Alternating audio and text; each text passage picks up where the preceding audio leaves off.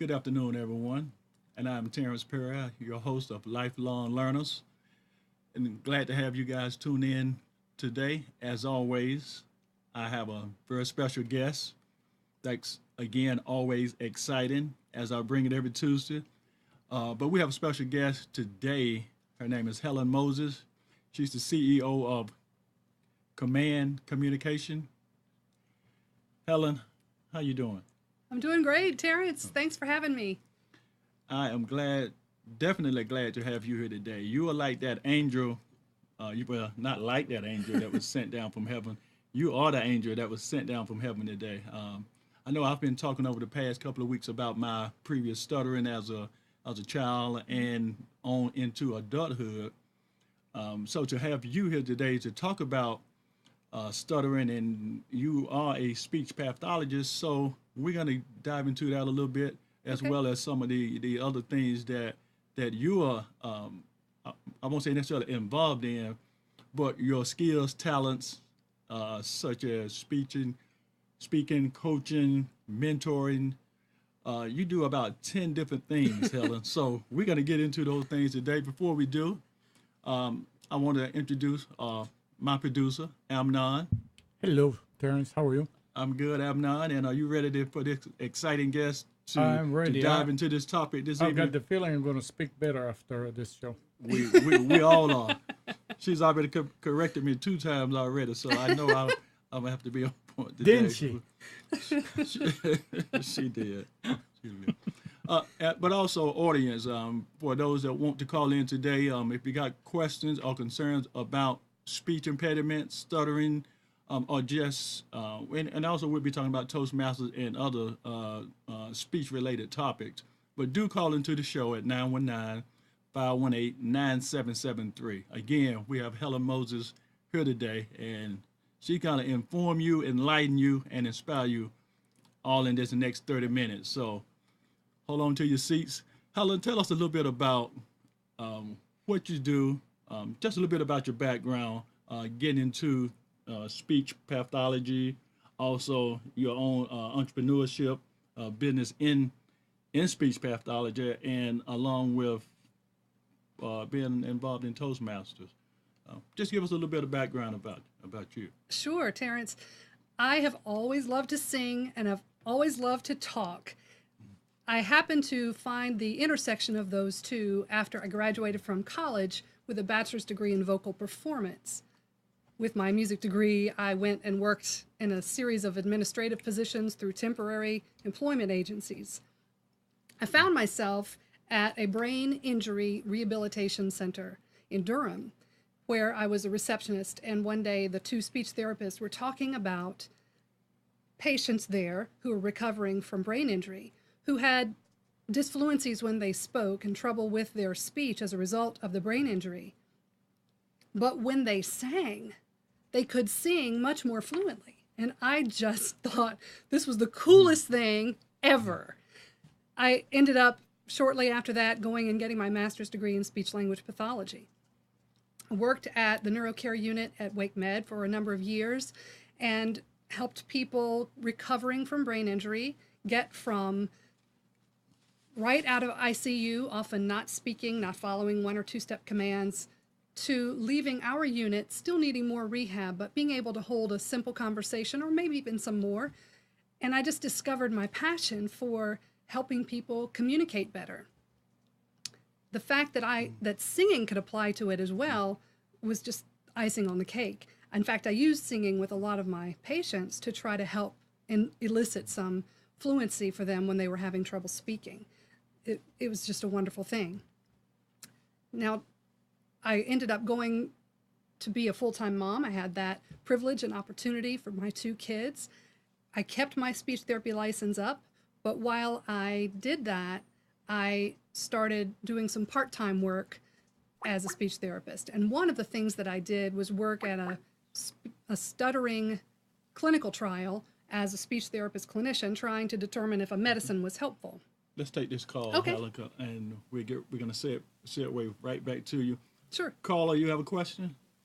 No, I don't have a question right now, Terrence. This is Shirley. I'm listening in. I'm not getting video. I think I'm gonna I don't know what's going on with this. So I'm going to listen in right now, and I'll jump in when I can. Okay, Shirley. Thanks for calling. And so we have you in the chat room. Just let us know when you're ready.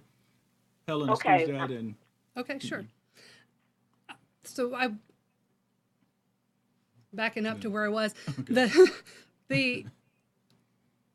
the study about clinical trials for stuttering, it was a medical study. Unfortunately, it turned out not to work for stuttering. But what I neglected to mention, Terrence, when I was doing my master's degree, I did my thesis on the effects of singing on stuttering frequency at normal and fast speaking rates. And that's because in the old days, they used to think people were fluent when they sang because it slowed down their rate of speech. And this experiment was designed to show that it was not because of that, but in fact because of changes in the brain that were going on when a person was applying singing to what they were trying to say. So stuttering, that's how I got involved in stuttering. I've done some work with patients with stuttering. It's been a number of years, but the general consensus these days is that stuttering is a neurological event. It is caused by changes in the brain from what a normal speaking fluent person would have. They could be hereditary, they're not sure. And I just want to share that this was the mid-90s when I was back there doing research, and we were just in the beginning of that, and a lot of really incredible, valuable research has happened. Can I share 2 websites with you if people want more information on stuttering? definitely. The first one is called the National Stuttering Association. The website is westutter.org.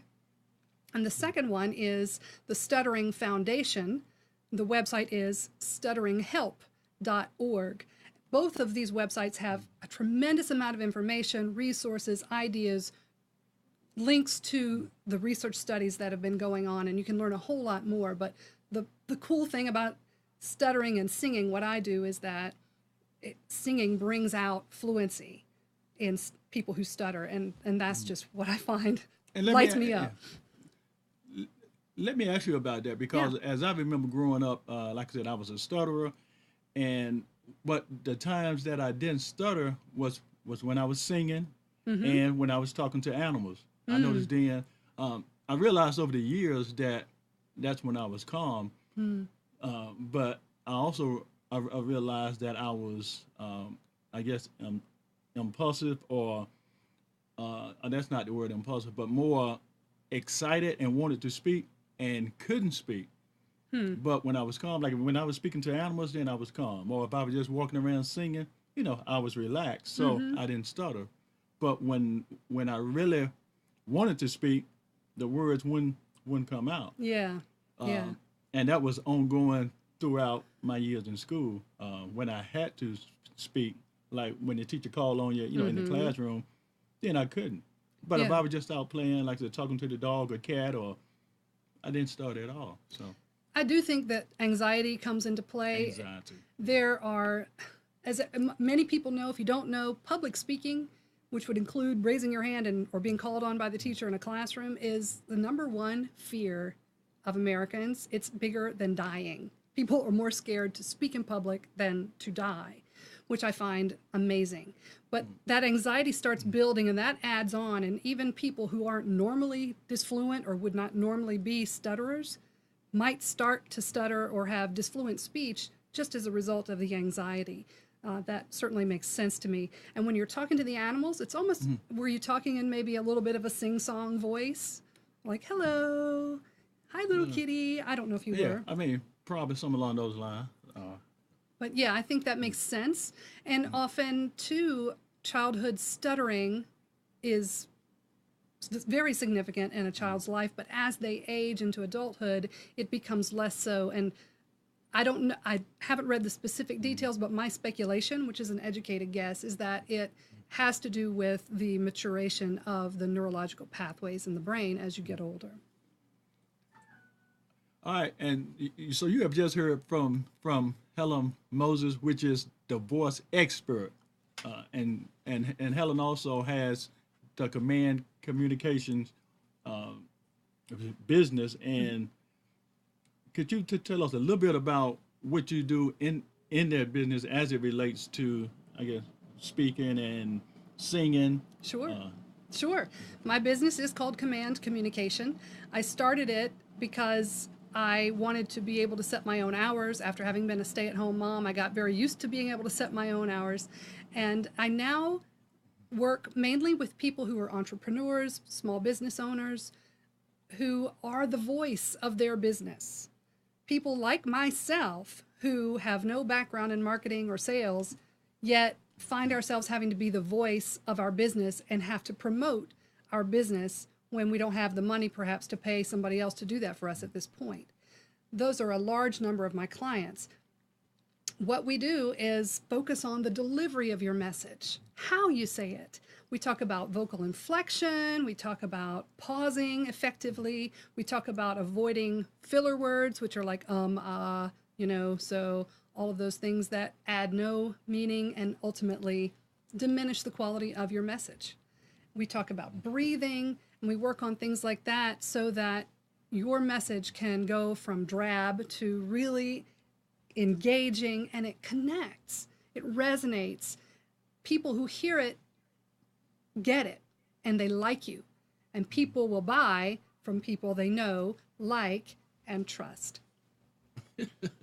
that is, and that is so true. But also now that takes me to you being involved and myself being involved in Toastmasters. Yes. More so you than me. Okay. I got involved in Toastmasters a couple of years ago, and I enjoyed Toastmasters. I went, going to speaking in front of a group, but I noticed I started again to start stuttering again because it was when I first started, there was no expectation.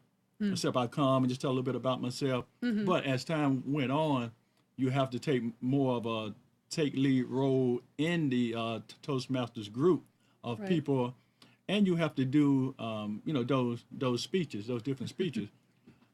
I like to talk off the cuff, off the hip. I don't really like to. I don't like. Well, I do like to prepare and then study. I don't like to read off a page or anything. I just like to study it, know it, and then talk about it. So I do pretty good with that. But what I didn't like about Toastmasters, or what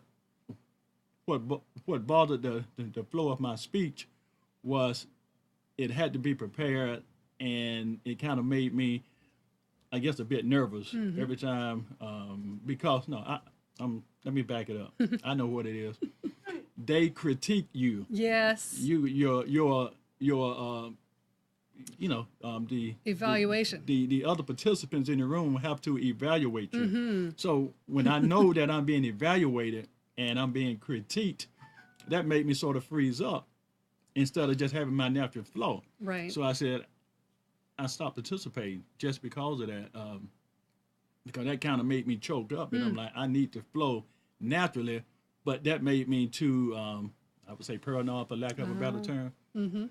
So you dropped out because of that Well, anxiety? I didn't drop out. I stopped going as much because when I just drop in and just go by and just do a speech or something that's short and to the point, I do okay. But when I go every week, it makes me more paranoid, I'd say. and for, Jump in? okay. Go ahead, Shirley. I'm hearing what Terrence is saying, and one of my biggest problems is that I always fear what other people are thinking. At the time that I'm speaking, or if I have something that I really want to say, I am always cognizant of what someone is thinking about what I'm contributing. And that is what makes me really, really anxious. Just like now, you're hearing my voice, you can't see my face. And it's like, well, what is she thinking? What is he thinking? And am I saying, something to connect with them? So that's one of my greatest fears. And I would like to say, I'm sorry, I didn't get your name. I think it was Miss Moses. Is that correct? Yes, you can call me Helen. Listen, Shirley, guess what? I can see your face. They're holding up your picture. Ha! Okay, great. Yeah, she was here. I can't see anything. I'm going to have to get my husband to do something with... Well, he's holding it up to me. I don't know if it's... Oh, here it is on the camera. There you are. Okay, I'm glad Shirley you can see me. was a guest So now about I'm 3 afraid months of ago. what? I want, I'm a little anxious about what I'm saying to you and how you're receiving it. But, that it's a little easier for me to overcome, being that the more I speak, the better, the more comfortable I am at it. Yes, I think practice is the key. And so, Terrence, I would encourage you to keep trying, going more often and giving that a shot, because the more we get up there in front of the people, in front of the camera, and face those evaluations, the easier it becomes. Now, the good news about Toastmasters is everybody in Toastmasters is there to grow and to learn. It's a very supportive environment. True. And the evaluations are designed not to push you down and tell you all the terrible things you did wrong, but to point out not only the things that perhaps you could improve upon the next time you give a speech, but also the things you're already doing really well to help build your confidence. That's one of the things I like the best about Toastmasters. All of us are always looking for feedback. But as far as you are going, Shirley, I think your voice is sounding strong and clear. You're coming across as a friendly person. And I find that, yes, you might be anxious, and you're not alone. Most people do fear and get nervous about how others think about them, but the truth is most people don't really spend a whole lot of time thinking about how other people sound in general. I do still think it's important to make sure that you sound your best, and that's what I do in my work, is help people sound their best and communicate, have their voice communicate what they want about them or about their brand. So for instance, I want my voice to communicate warmth, encouragement, and a little bit of humor. You haven't heard my best humor yet, but perhaps I'll have a chance in the last few minutes. Take time to think about what you want your voice to communicate and just embody that as you speak. And that can help your voice convey the characteristics you desire and make you feel a little bit more at ease while you're talking. Okay. Awesome. Amnon, you have a question? Okay.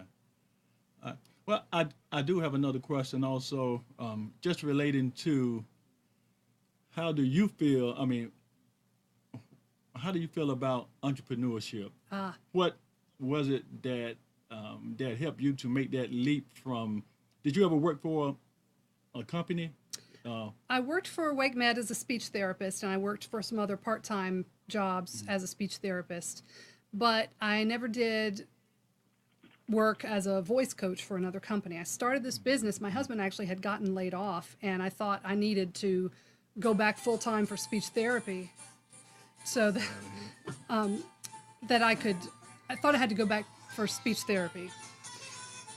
That's fun. Okay. Then he got a job, and it turned out I didn't need to go back to earn the benefits for the family.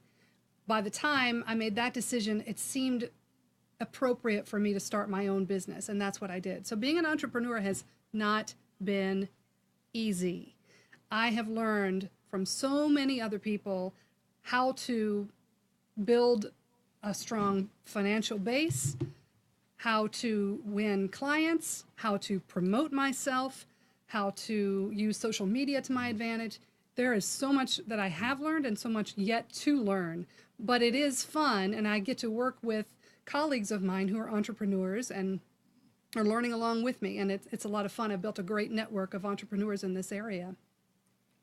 All right. So how was that leap of faith, and I guess it was your faith that gave you that to go ahead and start your own your own company.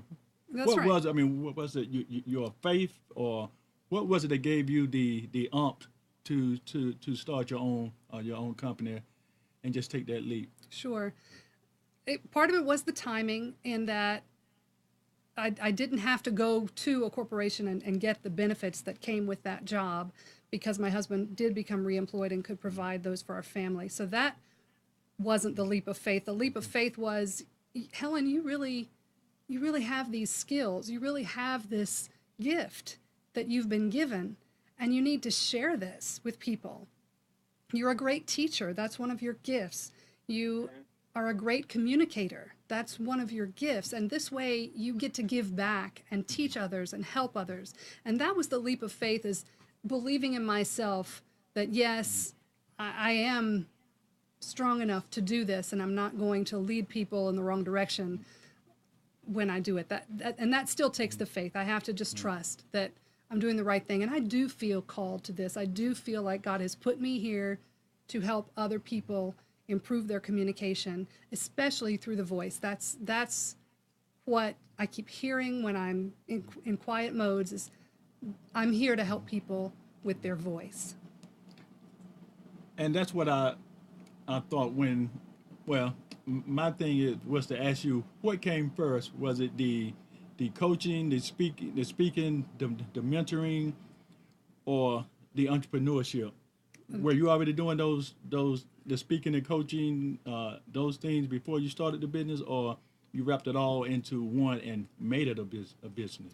I pretty much, the latter, wrapped it all into one. The entrepreneurship definitely is the last piece of the puzzle. Okay.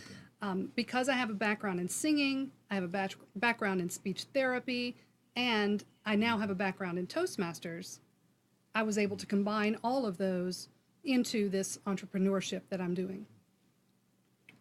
All right. Again, if anyone want to call in and have any questions for Helen, do call in at 919-518-9773.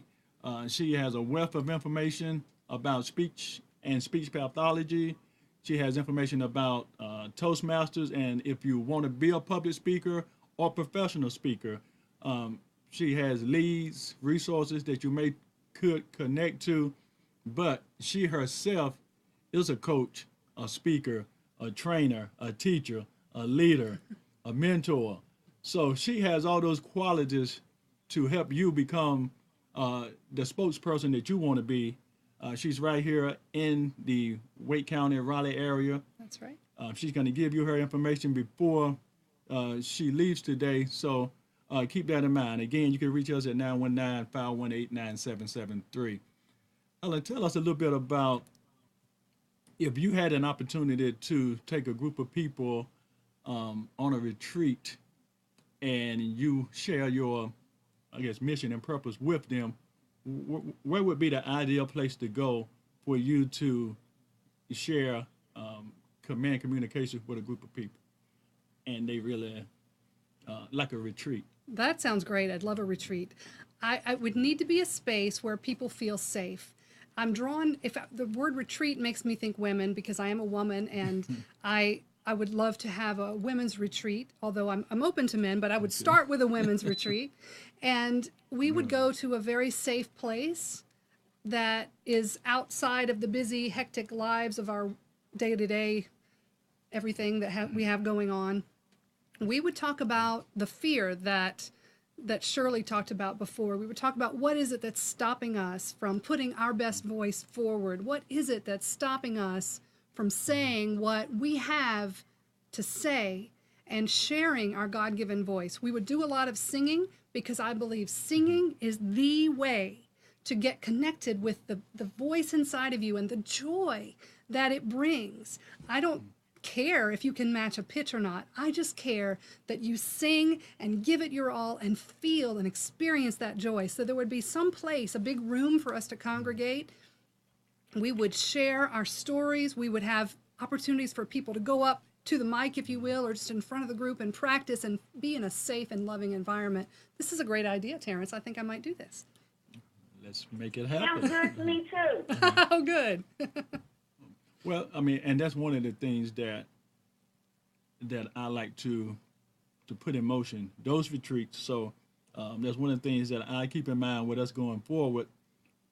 That type of retreat that you said that you would do, I definitely want to follow through and see if we can set that up for not necessarily just women. Okay. Maybe All right. women first, but then a group where men and women can be in that same safe space. Yeah. And have that same opportunity to, learn and become better speakers. That's right. I'd love it.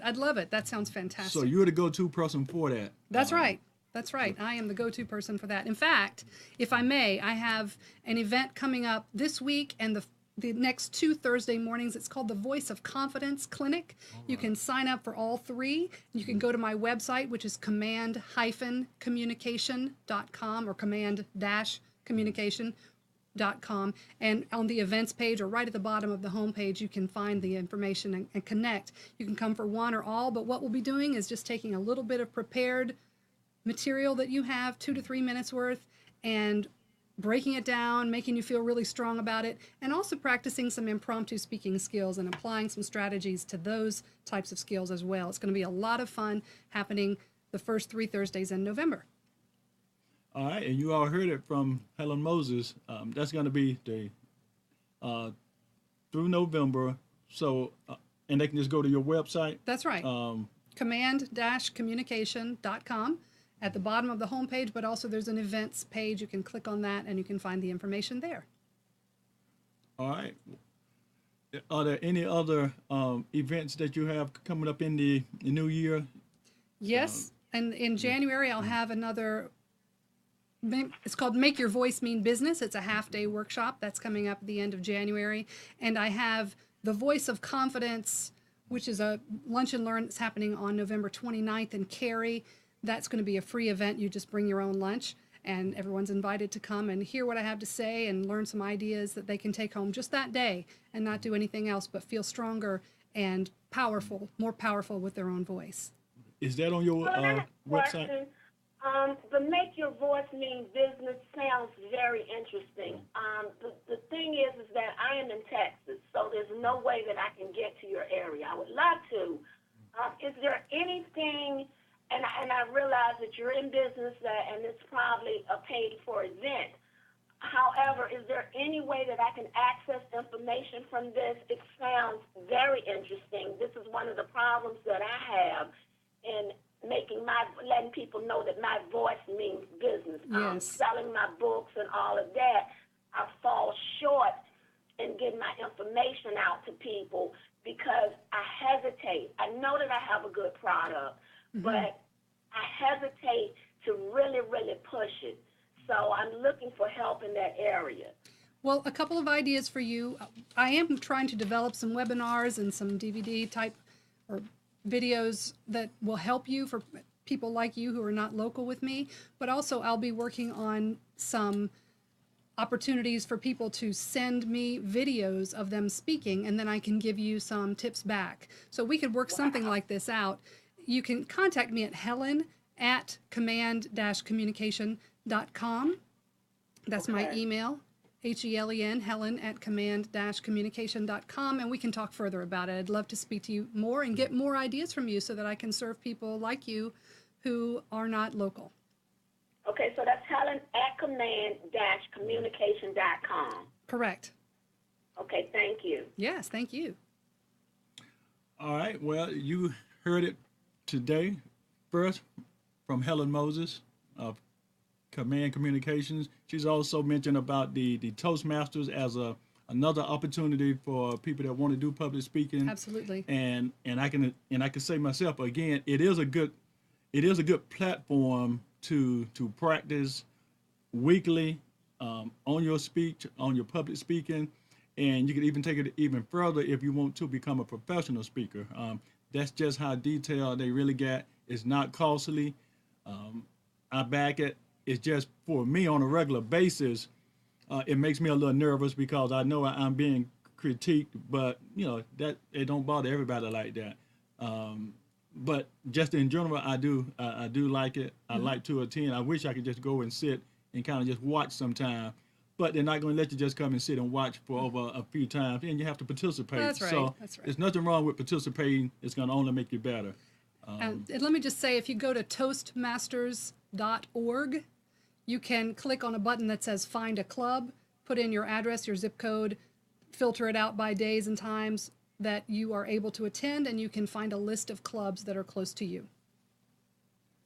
All right. Well, Helen, listen, I want to thank you for coming in today. Again, as I said at the top of the show, you are angel. You are heaven sent. You're that angel from heaven because I did want to learn more about speech pathology and more about stuttering. You gave us some websites that we can go to, and also just some nuggets that we can take with us to help if you have anybody in your family that stutter, or if you know anyone. These are helpful tips and nuggets. That's going to benefit them. So again, I want to thank you for coming in.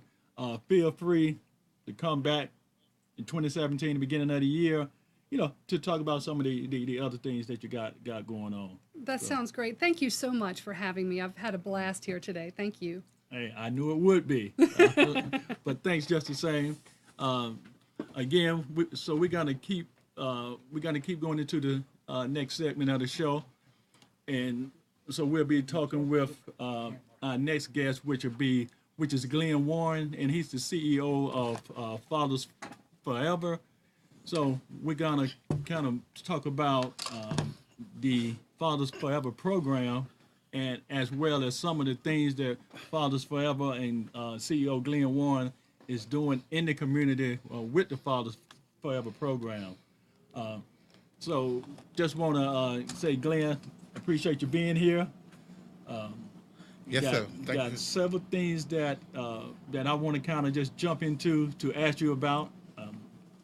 But before I do, I want you to just kind of share with people who you are. I know you and I went to St. Augustine University together years ago, and we've kind of worked together over the years, specifically the last couple of years with the life coaching with the Fathers Forever program.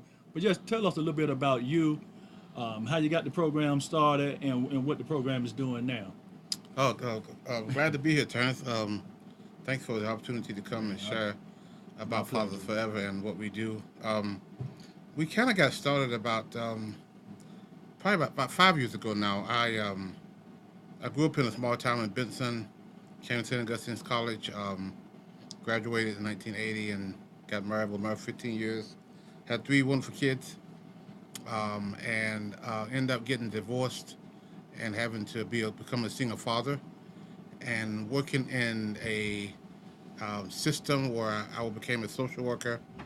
I'm a retired social worker for Wake County Human Services. And one of the things that I discovered in my 25, 30 years of working in social services is that fatherhood is very important. And a lot of the adults that I was dealing with come from, when I asked a question about their past and who they are and their biosocials, we always come into there's a box that's left unchecked on the application when I asked about their father. And a lot of those adults didn't have a good relationship with their father. And a lot of them were suffering as an adult with depression and substance abuse. I grew up in a household with my father, and he was a good man. And so I kind of had best of the both worlds. After working 25 years in a system where I see a lot of adults who don't have their fathers and grew up in a household with my father, I kind of seen the contrast. So I kind of started this, Terrence, to help fathers, help men step up to the plate and be better fathers. And as a single father myself, I understand the difficulties of trying to raise kids alone. I did have my ex-wife there, but I was the custodial parent. It could be very difficult trying to raise kids. So I understand the importance of that. So I wanted to help fathers get a better understanding of being involved in their kids' life, even when they're not married. And so that's how we kind of started Fathers Forever. Again, it's been 5 years, and we're in the court system. We've had graduated over 500 men who have been court ordered to our program, and these are men who are not necessarily paying their child support. Instead of putting them in jail, they're ordered to our program. And for 24 weeks, we take them in a in-depth class in fatherhood. And we've had 13 graduates. At the end of the class, we have a graduation. We have speakers come. Clarence, you've been a part of our graduation. We have speakers and judges and lawyers and TV personalities and the sheriff, police chief, all kinds of speakers to come and really encourage the father after they graduate to continue on the path of fatherhood. And Glen, and I know, but particularly, like I said, that there has been a lot of speakers that have come and spoke in your program from the sheriff department, police department, judges, and so forth. But also, you have been recognized in the community as one of the special people for continuing to push your program. I remember when you were getting started, think it was maybe back in 2009, 2010, when there wasn't that I know a lot of help and a lot of outside resources coming to support what you were doing. But I saw you stay, you stayed true to what you was doing day in and day out. You continued to do it, and it has grown to over. You say you've graduated over what? Over 500 men, yes. Over 500 men now. So, but that's because you stayed persistent with what you were doing, with your mission, and also with the purpose and vision that you had in mind. But I also just want to say what you do in specifics in restoring men when you have those classes and workshops. Tell us some of the things that you're talking with them about. I know one of the things is the co-parenting, to where a lot of times the issues are between it's not about the children in the man and woman's mind. It's about them. And one of the things that I've seen you do was talk to them about how to co-parent. And can you share a little bit of that with us? Yeah, most of the guys, they have a lot of misplaced anger. They're mad with the system. They're mad with the ex-wife, the ex-girlfriend. And a lot of times the mom, the ex-wife, she's mad with them as well. And they can't co-parent because of the anger they have for one another. And oftentimes, Terrence, they use the kids as a switch to beat one another. And so we have a lot of classes about co-parenting. One of the classes we talk about is the 10 Commandments of co-parenting, and how to respect one another and not to talk about the kids, not talk about themselves. The mom is calling the father a bad name, the father's calling the mom a bad name, and they're doing all this in front of the kids, and they're teaching the kids to disrespect one another, just like them that they are doing. So we talk about that a lot, and to make sure that stop using. I grew up in the country, Terrence, and my mom they will send us out to get a switch, when we misbehave, and they would beat us, and the switch would eventually break. And I use that analogy a lot because it was an art to getting the switch. You didn't get one too small, you didn't get one too big. But you go out and you get it. But the point was, the switch always hurt, and the switch always broke. When we as parents use the kids as a switch to beat the other parent, it hurts the other parent, and the kid, which is the switch, is the one that's going to break. Wow. But we do that all the time to one another. And these kids grow up now in this household where they see mom and dad fighting. And it's misplaced anger, and they need to work through their own anger, their own resentment, their own bitterness. When you love somebody, you love them, and sometimes those are the people that can hurt you the most.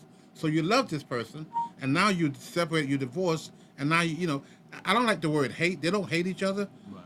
But it's the word indifference.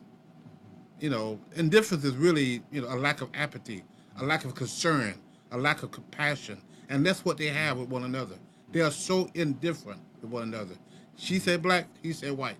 And the kid is in the middle of it. So all through the 24 weeks, we talk about the devastating effects that this have on the kid's life. And I know that's really important in, like I said, when you're teaching them actually how to co-parent. You don't have to be each other's best friend. And I know in some of the classes I've sat in and came by and seen where, you talk to the men sometime about, even if you don't have the money to help to take care of the child, go by and wash your car or clean the house or make some contribution, and that way you still have a co-parenting relationship. You have some sort of friendship, but it's not just it's not just any bickering, and it's not non-participation. Just because you may not have the money every week, but as you said previously, there are some things that you can do. And what some of the other things that you tell them to do, or have shared. And let me back up a little bit, because I know you wrote a book about a year ago, and in that book you talk about things that your mother and father taught you all, and different things that these guys can learn from those things that you share in the book. Can you share a little bit Yeah. about that book and how that works with helping these guys to understand that relationship that they have to have in order to bring those kids up Right. balanced? Yeah. We a couple stories that we talked about. I just talked about indifference. Right. The opposite of love is not hate. The opposite of love is not hate, but the opposite of love is indifference. And a lot of times, this is what these men have with against their ex-wives, against, and she has it against them as well. I grew up again in the country, and we had, I know you know what blinders are, Terrence. When you put blinders on horses, Right. you don't want them to see what they have the ability to see. They have the ability to see to the left, to the right, but you want them to go straight ahead. A lot of these men have blinders on, and a lot at times it's the women too. And the blinders is the dysfunction or the dislike for the parent, and they walk around with these blinders on, and they can't see the other person needs, their desires, their wants, and they get mad with each other. They stay mad with each other, and again, it's the kids are really suffering, but we have to take the blinders off, and you take the blinders off by number one, forgiving. One of the things, Terrence, is you may know, forgiveness and bitterness and resentment can really destroy a person's life.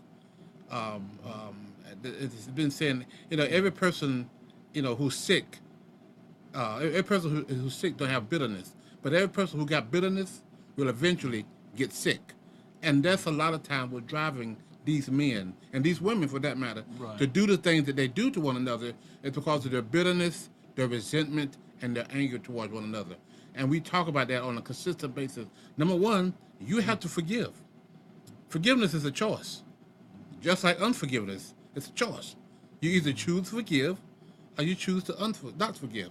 He went around out and messed around on you, got the other girl pregnant.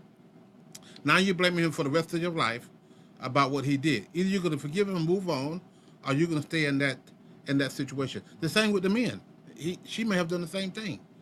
And we walk around with this this unforgiveness, and this bitterness.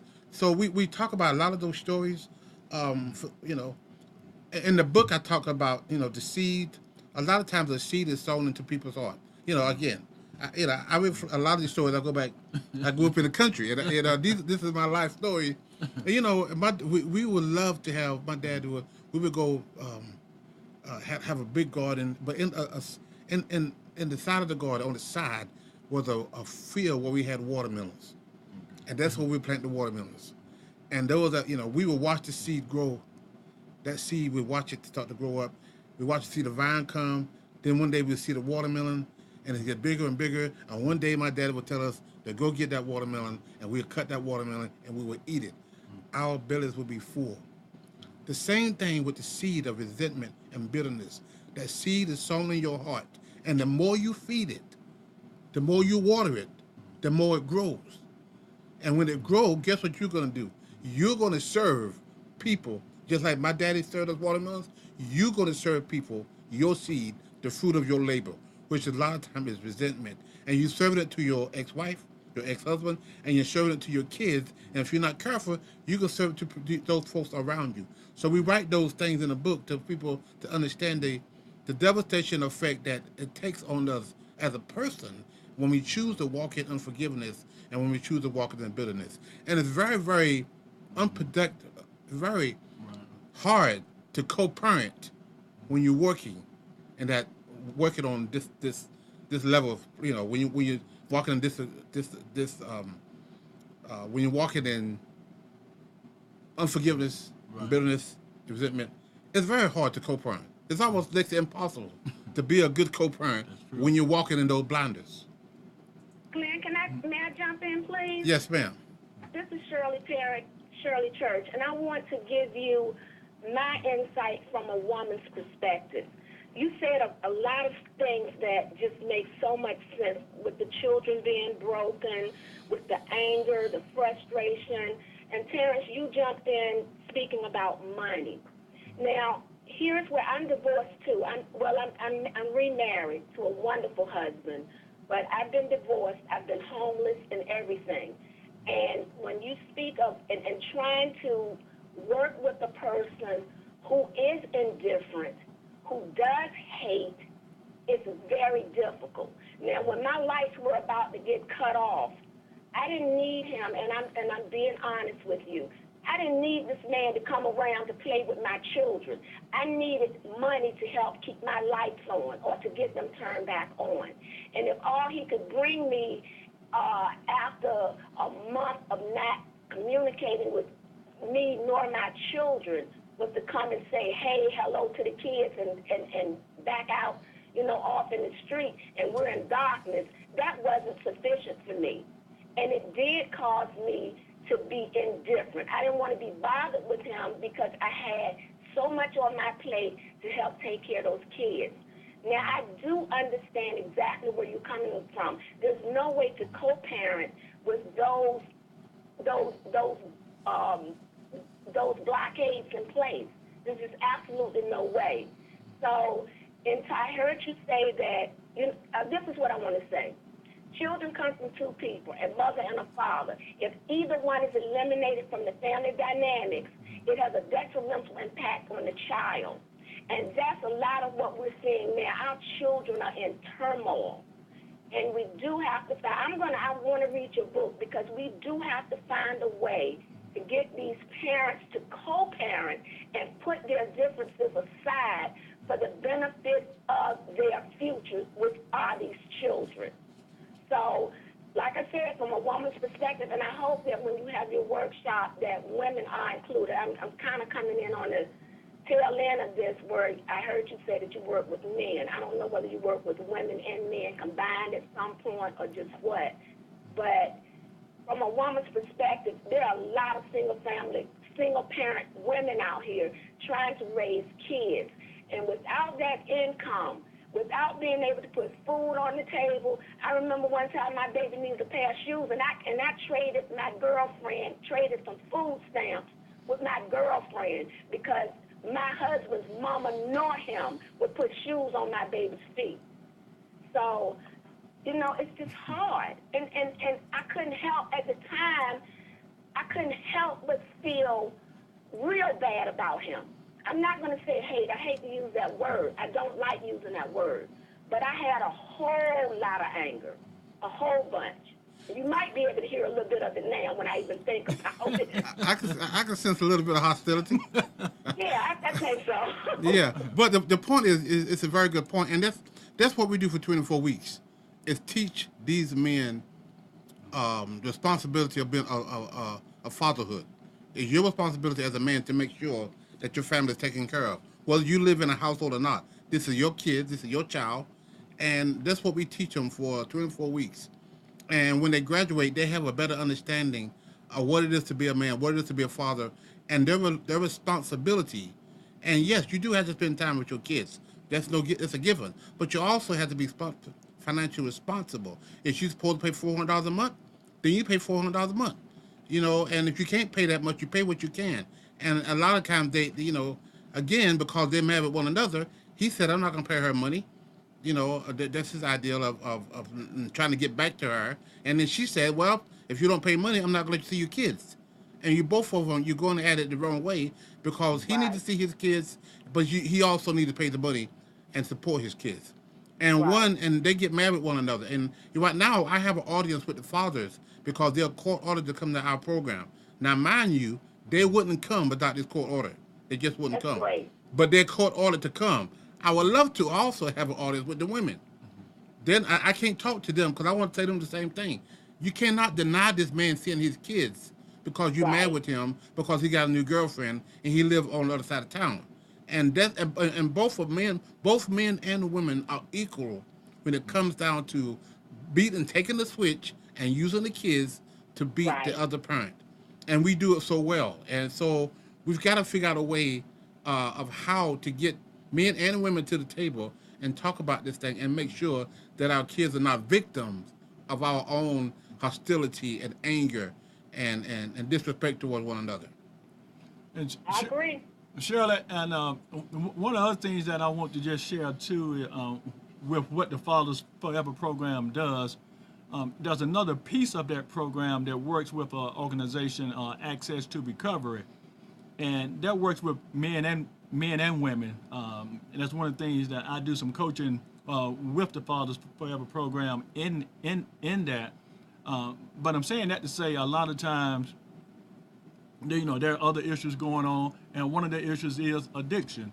A lot of times, when there's supposed to be two parents, there's addiction in a lot of families, and that plays a part in, the way that family is reared, that interaction or the lack thereof. So what we do also is to coach and try to teach. Well, first of all, we had to get them beyond addiction into recovery. Right. And in that process, then they're ready to take responsibility for at least they're present and going into the future. Sometimes you can't go back and change the past. I mean, what's have Right. happened has happened. You do have to accept it and move forward. So one of the things that Glen's program does is get these men to a point of where now they're trying to do better and be better, and they get better outcomes. We do help them find jobs. Yes. We do help them find Great. other resources that they need in terms of not just finding a job, but the preparations before going to their job in order to get their job. Right. And I know one Right. of the things that they do is talk to them about if they have stuff on their criminal background, they have to talk about those things. I think you had a program this morning to where you all do some of that with you and Craig. Yeah. Can you share a little bit about that? And I think one of the men in the program also has gotten to a point of where he's got a vehicle Yes, with one of yeah, the other resources yeah, that you yeah, all network with. yeah. So just kind of share a little bit about Yeah. some of the things that Fathers Forever is involved in now, and how the men in that program is moving forward. Yeah. So yeah, we get different referrals from different communities. ATR, or Access to Recovery, is one of the that we work with Terrence. Again, mentioned the fact that he does coaching for us, a one-on-one coaching for these guys. We try to get them in, and now not just talk to them about being a father and being financially responsible, but also help them get jobs, and prepare them for jobs. Show them how to do interviews. So we can't do everything, so we bring other people in to subcontract, if you will.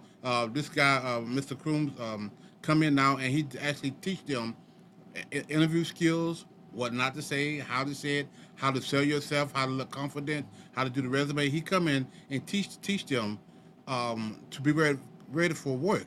And then now we show them, we give them appointments to go get jobs. So now we empower them on so many different levels. Number one, we changing their mindset of what it is to be a man and fatherhood. And now we give them some practical applications of how to go apply for a job. Then we send them on an interview.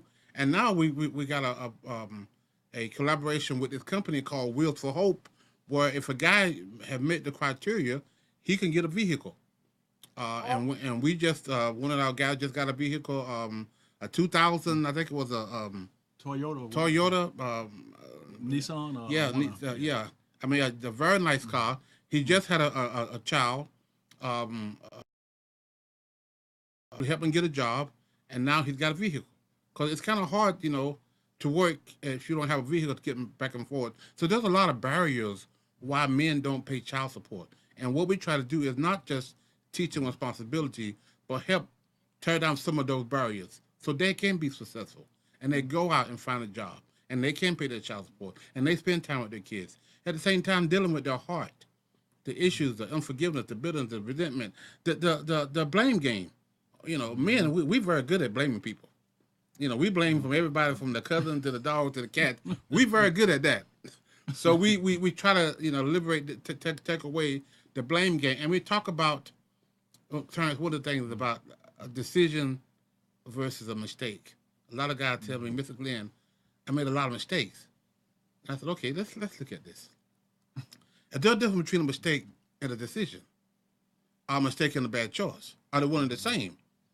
And they look at me, and I said, they're not the same. They said, I make a lot of mistakes. Yeah, okay. Tell me what a mistake is. I got a DUI. That's not a mistake, dude. Or I got a girl pregnant. That's not a mistake. That's a choice. and a bad one, I might add. Those are not, so call it, once you call it a mistake, you're not putting responsibility on yourself. Everybody make mistakes. But once you say, I made a choice, a bad one, now you're taking responsibility for what you have done. When you look at your life and you see where you are, it's a combination of, yes, we make mistakes, but it's also a combination of probably your bad choices as to where you are. And when you see where you are, you can say, I don't like where I am based on the choices I've been making. Now I'm going to take responsibility and not stop making those choices. And now you start making good choices and your life changes. So we try to do a whole lot of things on so many levels of how to get these guys back on their feet good. You use the whole person, and I love that, Glenn. I love that you're helping the whole person.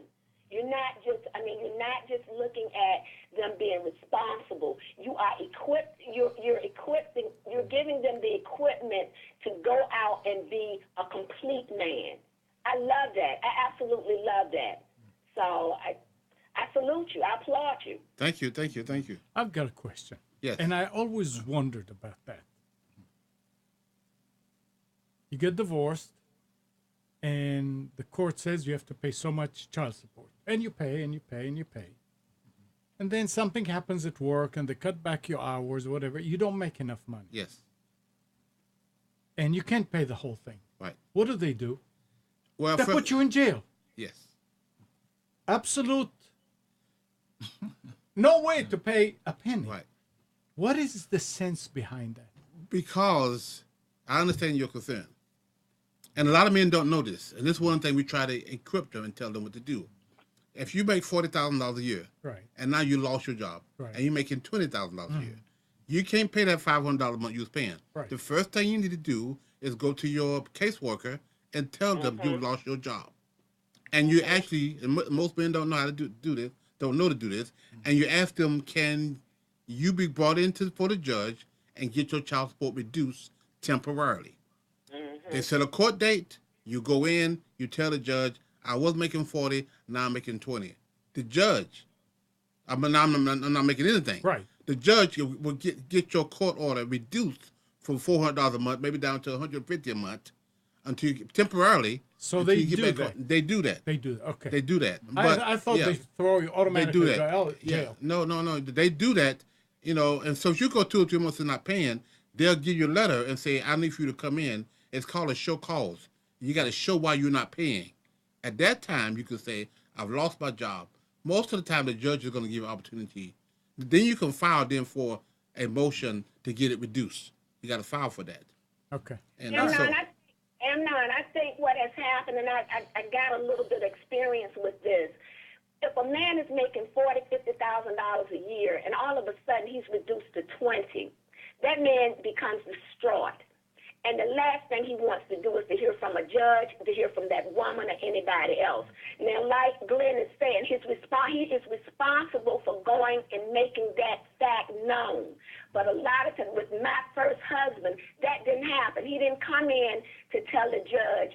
That was an irresponsibility on his part. Right. And that's why a lot of men end up in jail. Right. Because they don't take that step to go down and tell the judge. And you got the woman that's waiting for that $500 a month. Right. And it's not coming. Right. So therein lies that irresponsibility, and that's why a lot of them end up in jail. Right. I've seen that firsthand. Right. Child support is also a bill. If you don't pay your bill and your light bill in 2 or 3 months, they cut your lights off.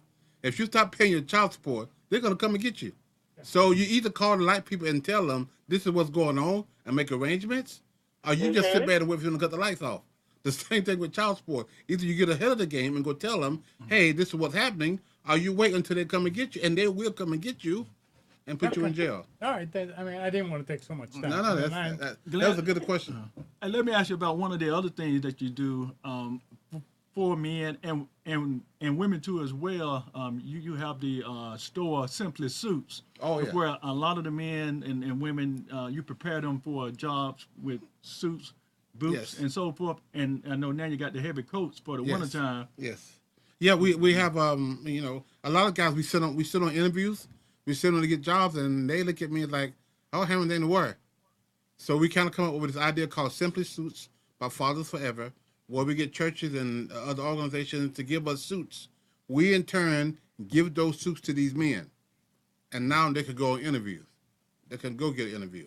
As well as, now in the wintertime, you need more than just a thin suit. So we ask them for overcoats. So now these men can have coats to wear to work.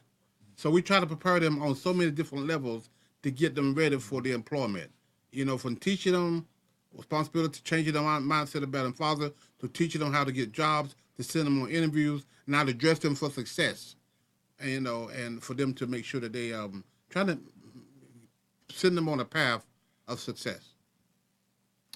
Glenn, I want to thank you for coming in today, but I also want you to let people know how they can get in contact with you, how men out here that do need your services can come to your address to look at suits and boots and coats and things that they may need. Also, if they are in recovery and want to plug into your program also, let them know how to get in touch with you all through social media. Yeah, you can go to our website, www.afatherforever.com. And you also can call our office, 919-779-9905. 919-779-9905.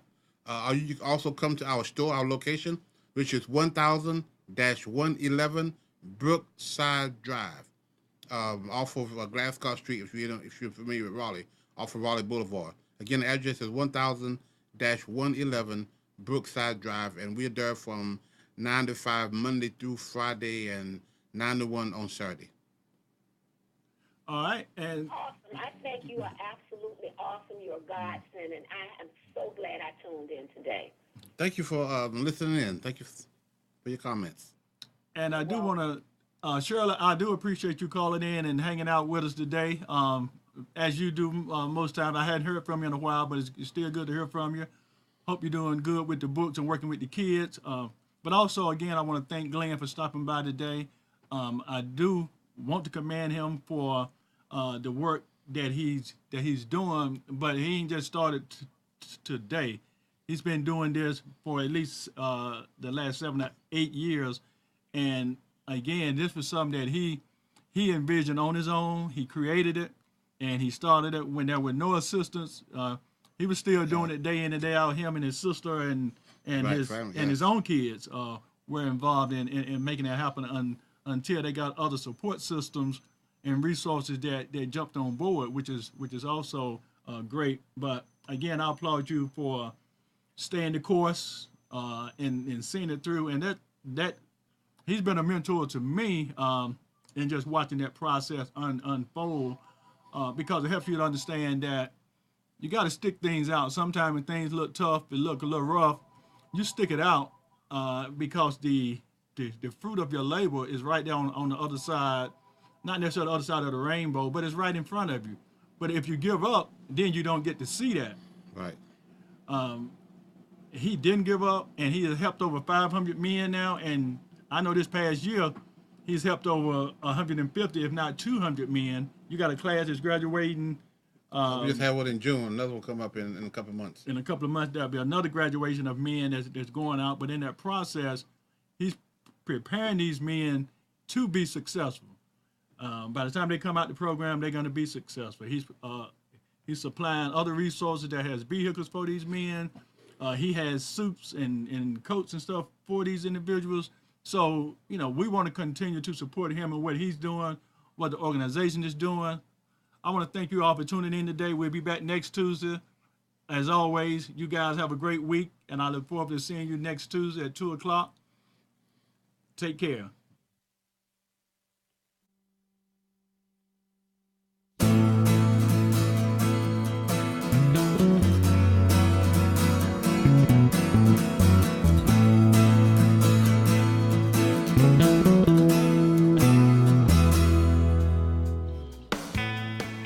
You're tuned to the Nissan Communications Network.